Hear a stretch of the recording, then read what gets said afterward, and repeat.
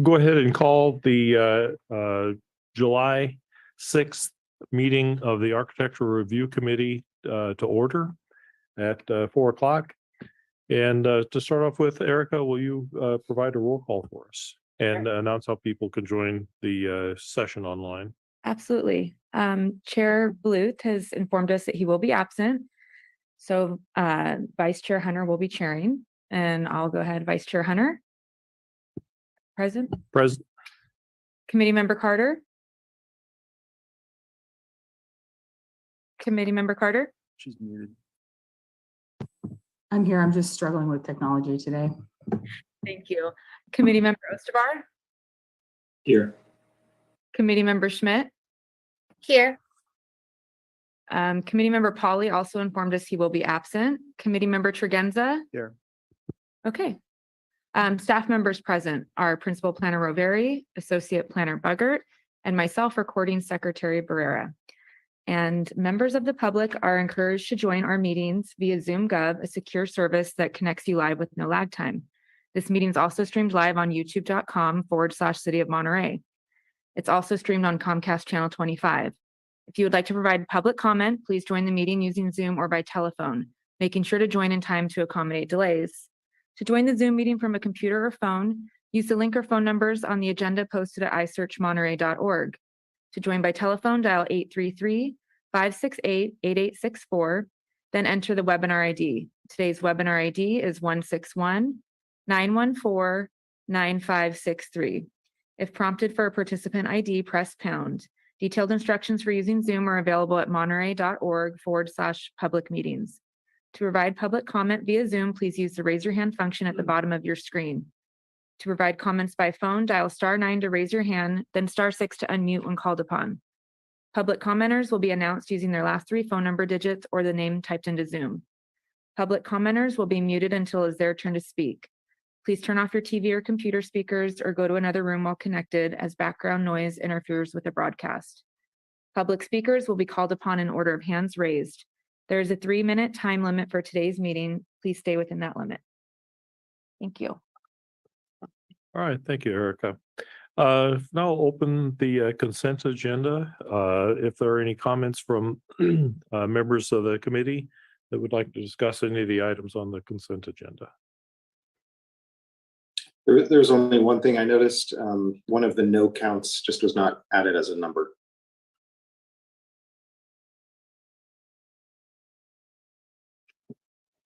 Erica, do we have anyone from the public? There's one attendee, but their hand is not raised.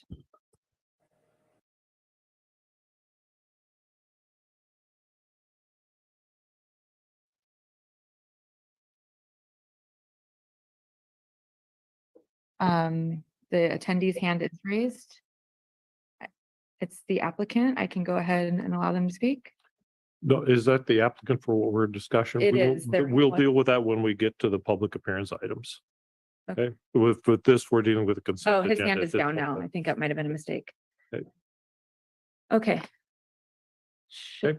If not, I entertain a motion for the consent agenda and the minutes of the previous meeting. I'll move to approve the consent agenda and the minutes from the last meeting, June 15th.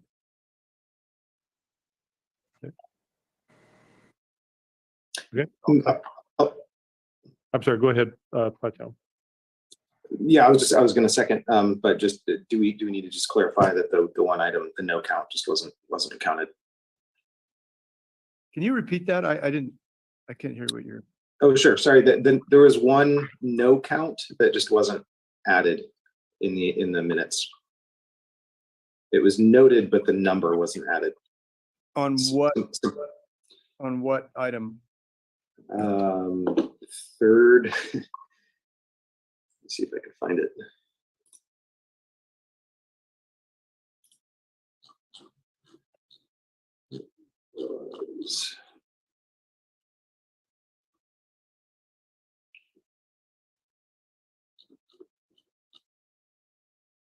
I believe it was 6,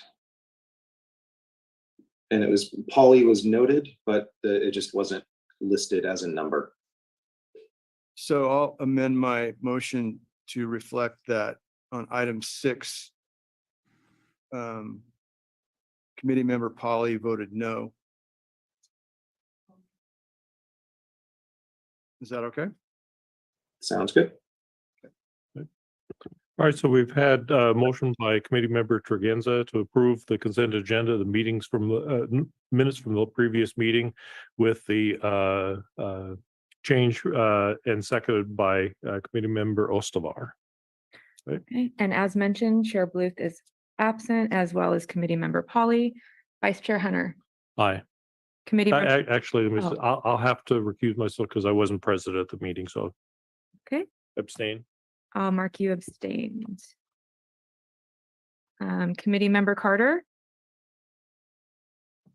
I'm also abstaining. I was not there.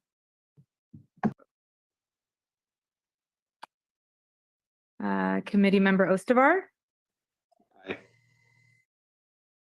committee member Schmidt, Aye. and committee member Tregenza. Aye. Okay, With that, that's only 3. That's not a quorum enough to do that. Is that something where we're gonna have to postpone the approval of the minutes until the following meeting of the ARC? Since committee member Carter and I have had to abstain. So it's still a quorum because we started with 5 people in attendance today, and 3 out of 5 is still a majority. Majority. Quorum, Okay, yeah. got it. Mhm. All right. Okay. So then the minutes are approved then as amended. thank you for the clarification. All right, we'll move on to open public comments on any items that are not on the agenda. Do we have anyone waiting to speak on that? I currently see no hands raised. All right, with none there, then let's go ahead and I'll open the public appearance, the first public appearance item. And we have a staff report, please. Yes, thank you. I'm going to share my screen now.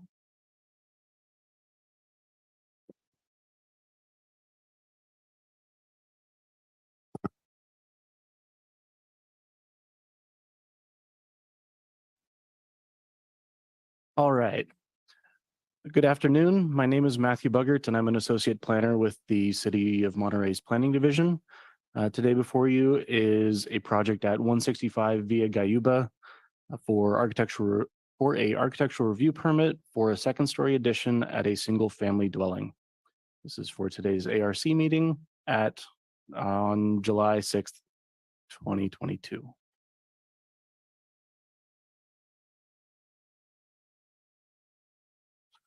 The recommendation today is to adopt the resolution that approves architectural review permit with a setback variation and conditions of approval for 165 Via Gayuba. The subject property is in the southwestern general region of the city of Monterey. It's next to Monte Vista Elementary School, and its neighbors nearby are 173 and 157 Via Gayuba. The general property slopes downhill to the right when you're looking at this screen.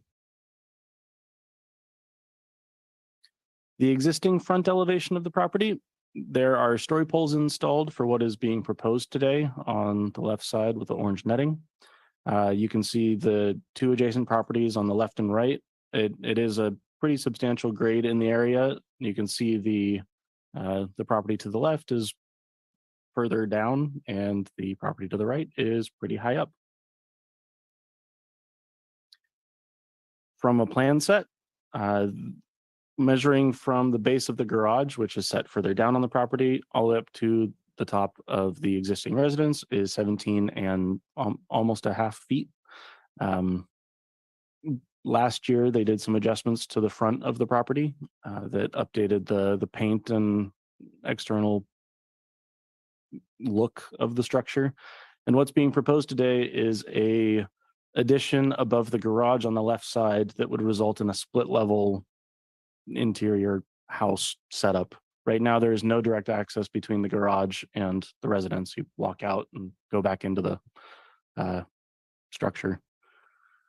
And the addition is on the left. There's a small balcony, and the overall height of the residence would raise by about 3 or 4 feet, going just above that chimney.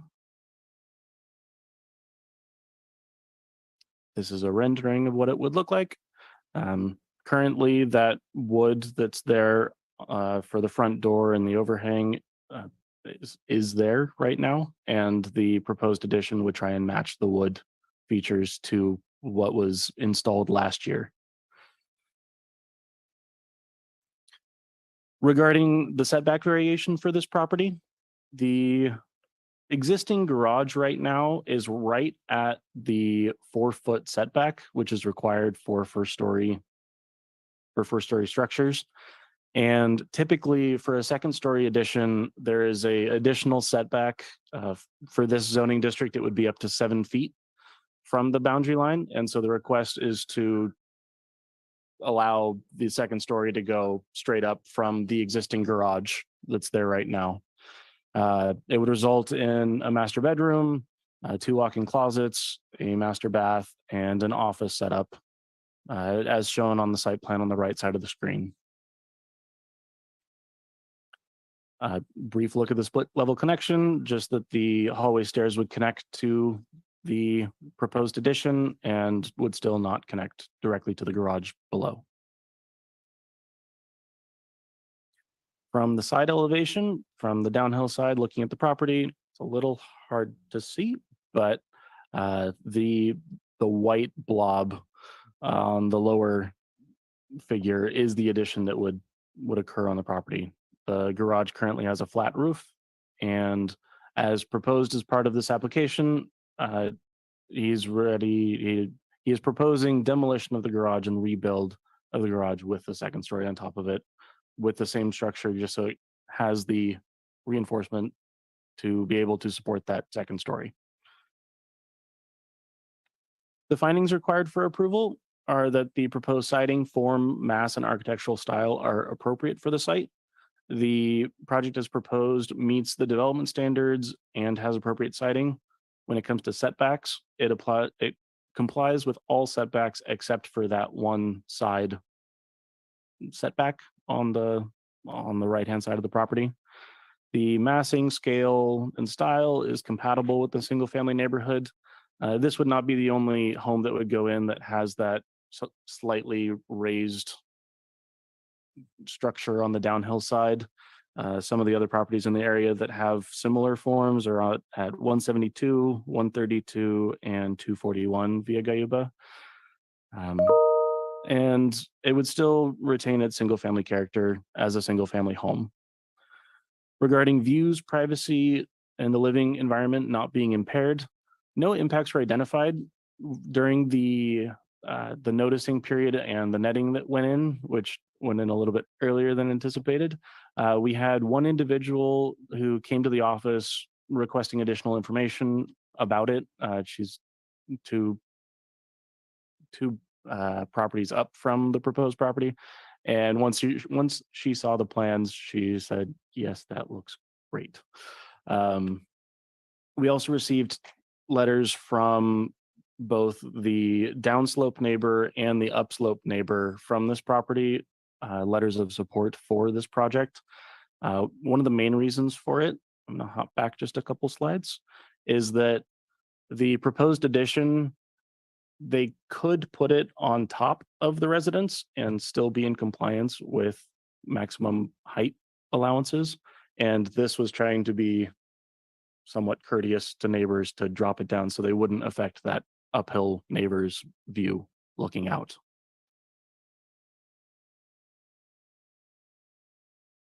For approval of a variation with the Architectural Review Committee, you may minimally vary any setback to achieve an improved relationship between new and adjacent structures. The deviation of setback would be from the required 7 feet to 4 feet, and be less than half of the required. It would retain more than half of the required setback, and would follow the existing edge of the garage. It must not compromise privacy expectations beyond those incurred by adherence to setback standards. As previously stated, we received support letters from both adjacent neighbors and even an additional one. Once she saw the plans, she sent an email in saying, I support this project. It also needs to achieve conformity with compatibility governing documents. This project is not necessarily subject to the guidelines for single-family dwellings design review areas, just because this didn't fall within that area. But one of the components of that document talks about buildings not blocking uphill views and gives some examples of setting your newly proposed structure further down to try and protect the uphill views of uphill neighbors. Some final findings that are required for approval. The project is consistent with city plans and design guidelines. It is consistent with the general plan and development standards, save for that one setback variation. Also, the exterior finish, colors, materials, and all other exterior features are intended to be appropriate for the area. The proposed addition would intend to match those updates that occurred last year at the residence, with the wood features matching the existing features, which are generally compatible with the Monterey Vista neighborhood in which it is located.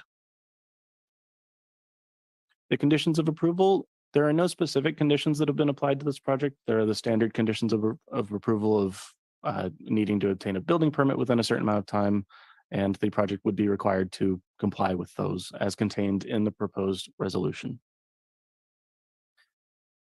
So with that, the recommendation from staff is to adopt the resolution approving the architectural review permit with the setback variation and the conditions of approval.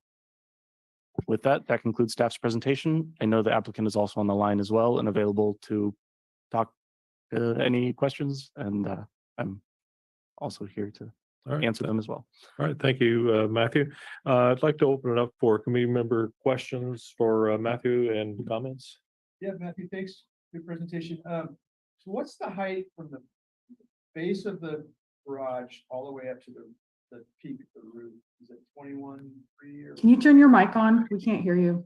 Sorry about that. I forgot. What's the height from the base of the garage? There it is. Is it 21 feet 3 inches? Is that? Yes, I am going to double check in the plans if it's 3 or 5 because I can't tell from these Can't really pixels. tell from that. but it Yeah, is- so it's within 2 inches. And what's the height limit in that zoning? Just It is 25. 25. Okay, so we're good there. All right, thank All you. right, well, you still have it on this view. I have one quick question for you. The existing chimney that is up at that particular height, the roof line, ridge line of the addition is going to be above the top of the chimney. Are there any fire or code concerns with that being a case and the roof that close and a foot higher up from the top of the chimney?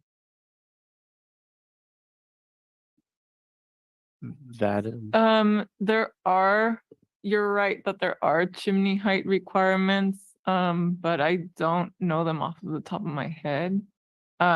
If the chimney needs to be, the height needs to be increased, they can do that at the building permit stage.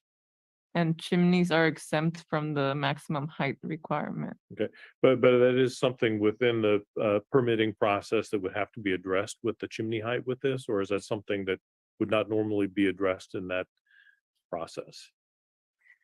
The chimney height can be addressed at the building permit stage. It's not something that would necessarily need to be approved by the ARC if it needs to change.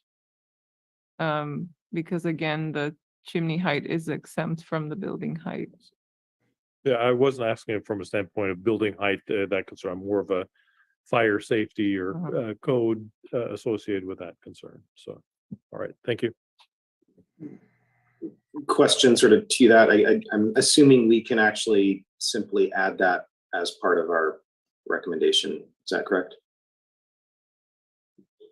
It could be considered a stylistic. Yes, you can add a condition about the chimney. Like if the height of the chimney needs to be increased for fire safety, you can say the chimney needs to keep the same look and materials. Increase to the code requirement. And yeah, okay, thank you. Yeah.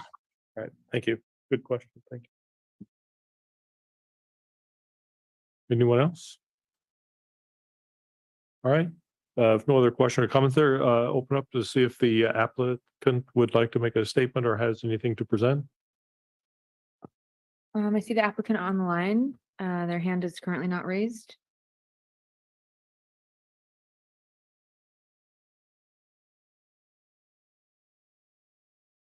Matthew, Oh.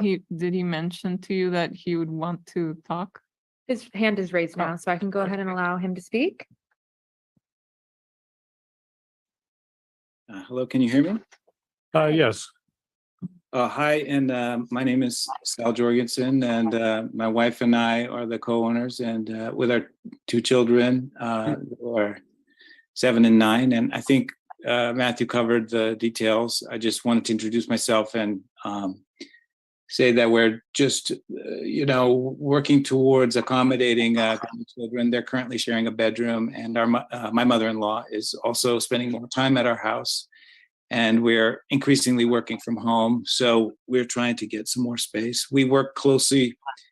We have close relationships with our neighbors and have worked, consulting each other with different projects, from retaining walls or different, additions. So, we kind of worked out what we thought would be a low impact design that kept with the spirit of the neighborhood and didn't impede on the neighbors. So I'll just keep it brief, but I'd be happy to answer any questions that you might have for me.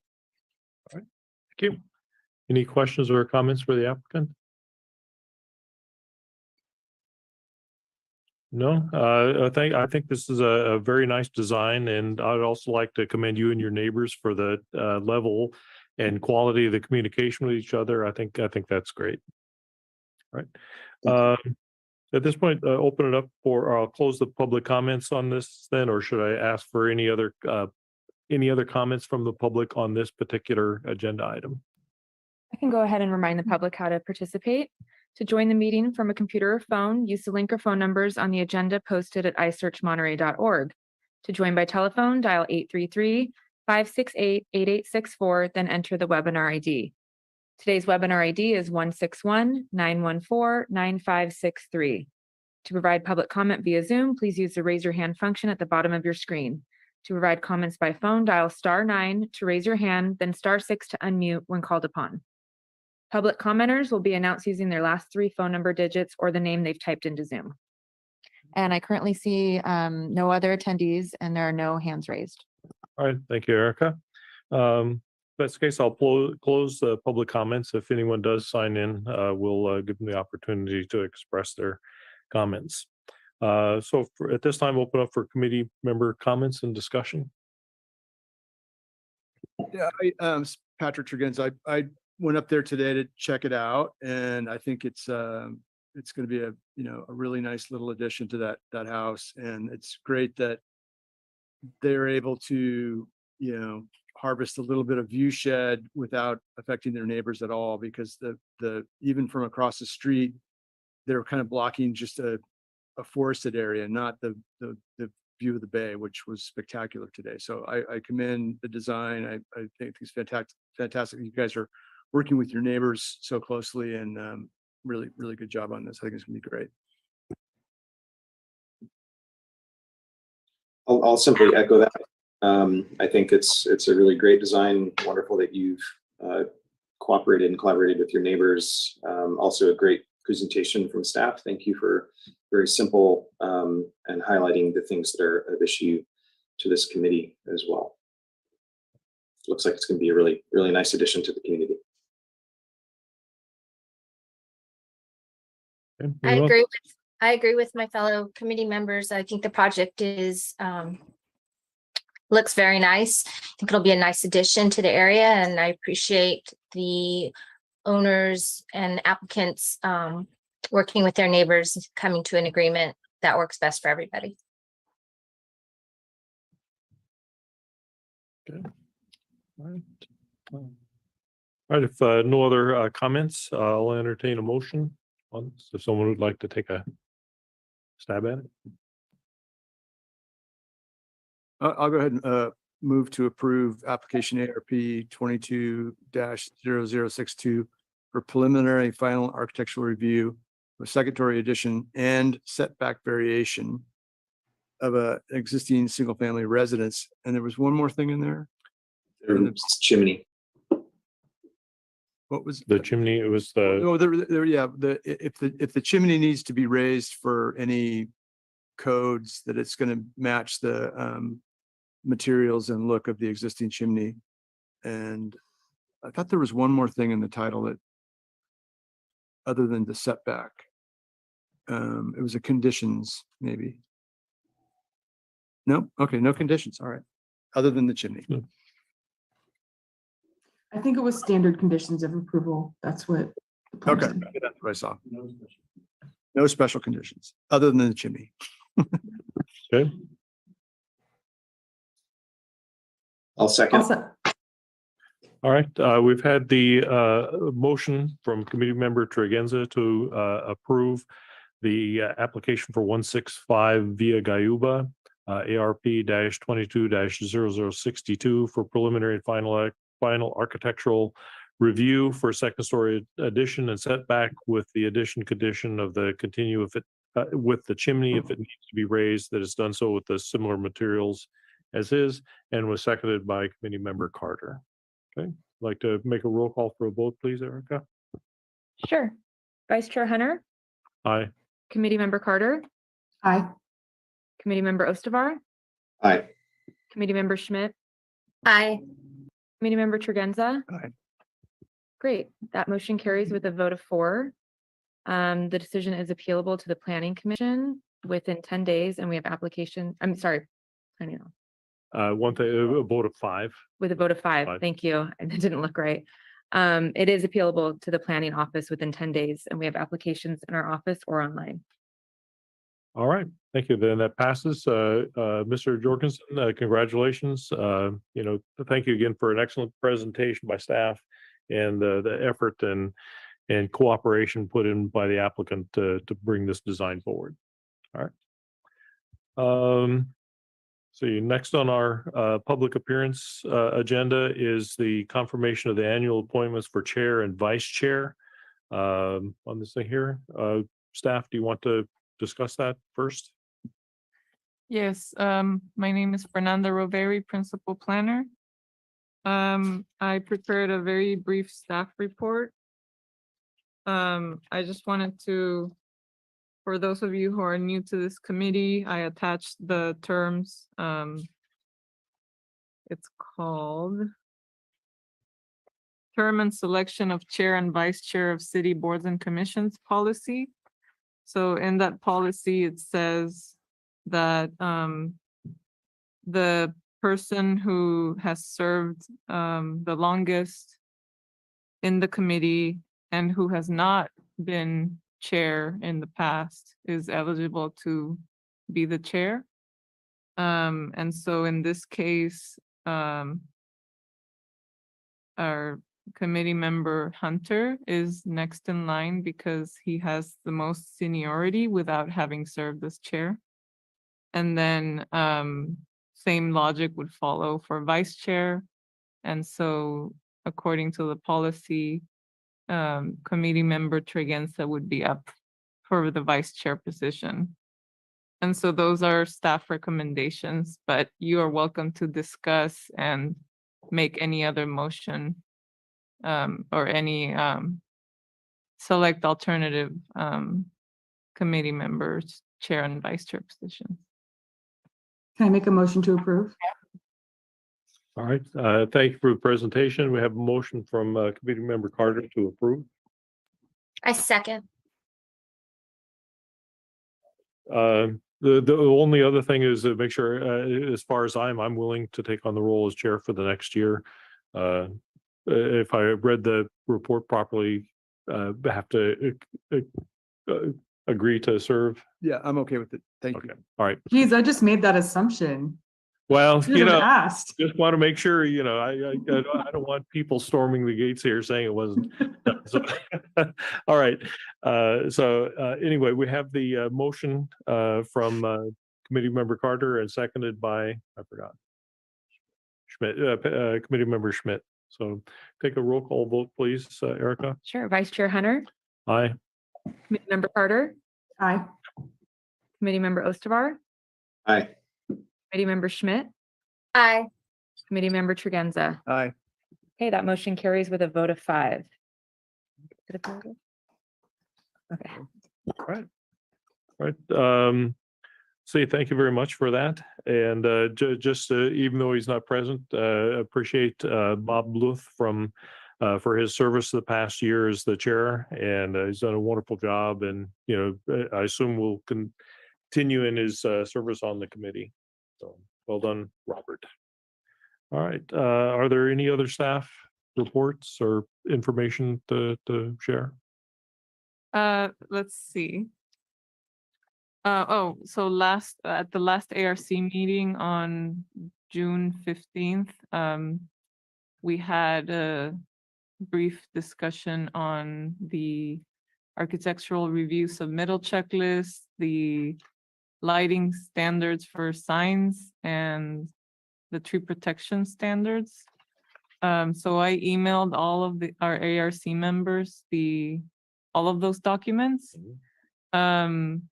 I didn't think that it would be wise to agendize any of those for this meeting because we thought that we were gonna have 3 absences, and we wanted to give everyone the opportunity to participate. I'm also working with Associate Planner Buggert to put some recommendations for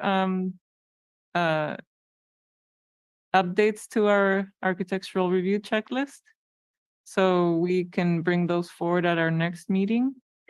And it'll just be a presentation with the opportunity to make comments and discuss. However, the lighting standards for signs, that's gonna be a bigger project. And I talked to our community development director about it, and she said we have to first come up with some ordinances to comply with the new state legislation for SB 35 and SB 9. And that's higher on the priority list, so that we need to complete that before we can look at the lighting standards. So we can revisit that later in the year.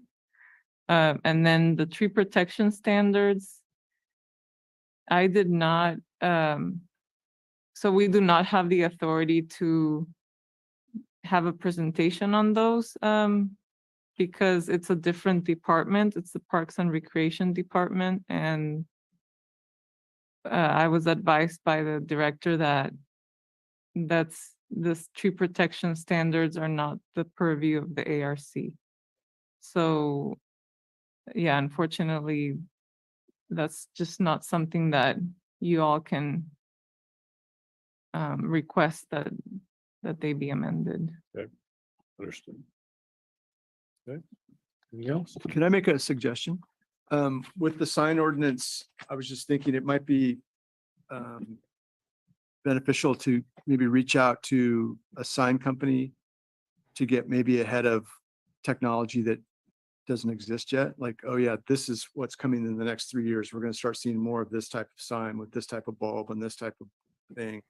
Just because it's changing so quickly that I think if you had some input from a sign professional that knew what the future of signage is going to look like, that might be helpful to have some sort of document that's going to maybe have a little longer shelf life. Thanks. Good point. Yes, It's a really thank good idea.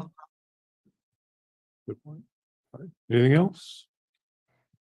we I can. just wanted, Oh, sorry. I was just going to thank everyone for hearing out our questions and comments last time as well, and for responding to them here.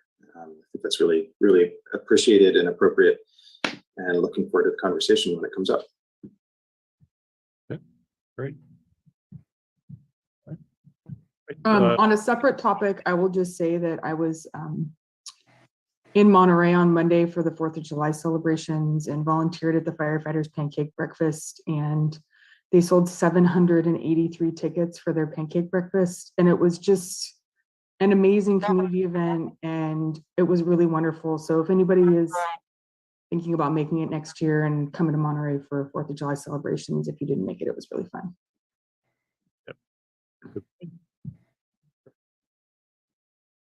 Anything else? If nothing else, then I'll go ahead and adjourn the meeting at 4:35. Thanks, everybody. Bye. Bye.